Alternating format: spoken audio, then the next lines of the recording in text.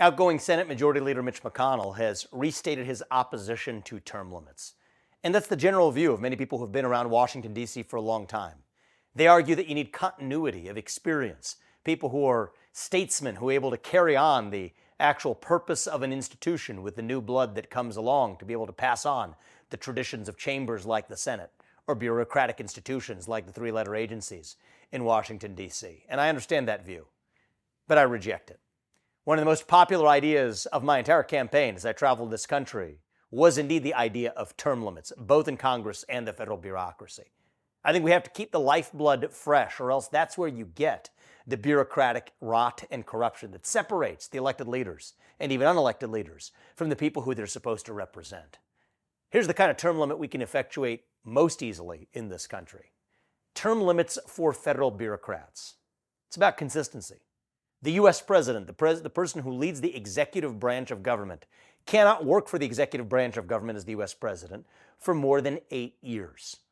Well, if the U.S. president can't work for the American people for more than 8 years, which I think is a good thing, actually, then neither should any of the federal bureaucrats who are reporting into him either. It's completely inconsistent. The reason the people who we elect to run the government aren't really running the government, including even the U.S. president in many cases, is that permanent state underneath that elected representative is able to use their entrenchment to be able to frustrate the will of the people.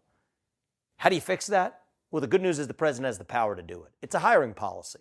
The basic hiring policy is to say for most positions, and you could have certain exceptions, but for those few exceptions where continued expertise is needed over more than an 8-year period, for most positions, the hiring policy of the federal government should be, we're going to match the term of a federal bureaucrat to the term of the person who leads that bureaucracy. That's an executive action by the next president of the United States who's willing to take this up. And I do think that that will be a positive development for our country and for our constitutional republic to restore power to the people who we actually elect to run the government, in this case, the U.S. president, than that federal bureaucracy. That's the kind of term limit that's most urgently needed. It's also the kind of term limit that we can effectuate without having to go through Congress, which is important. Talk about term limits for Congress, you run into a different problem.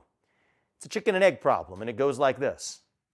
The very people you're trying to term limit out, the congressmen and senators, many of whom have been there for decades, are the very people who have to vote for those same term limits against their own interest. How do you get around that chicken and egg problem? Well, I'm a businessman, and I do think that we could use more of a business mentality in the way things work in Washington, D.C. Human beings respond to incentives, and sometimes that's ugly in the result that that has, but at least use that in our favor to do the right thing for the country. Here's how that would work. I think the next U.S. president has an opportunity to tell people in Congress, look, we want to implement term limits, say 3 terms for Congress, 2 terms for U.S. Senate. But the people who vote for it, or the Congress that actually passes it, will not be subject to that. Future members will be bound by it. Somebody who's elected into a role after a current congressman, or a congressman who steps down and then is replaced, it'll apply to the next generation of congressmen, but not the people who are already there. I don't love the fact that that rewards the bad behavior of those who are unwilling to vote against their interests. But sometimes that's what it takes in order to actually get the job done. So that's the combination of how we need to deliver term limits, and we will deliver term limits in this country through both the executive branch and in the legislative branch. That's what it's going to take to revive the lifeblood of our constitutional republic, to bring in that new generation of leadership, to bring in leaders who view their public service as service to the public, not to themselves. I don't think that's too much to ask. I know that most Americans support it. And the fact that most Americans support it and it still isn't the law, in some ways reveals what's exactly wrong with our system itself.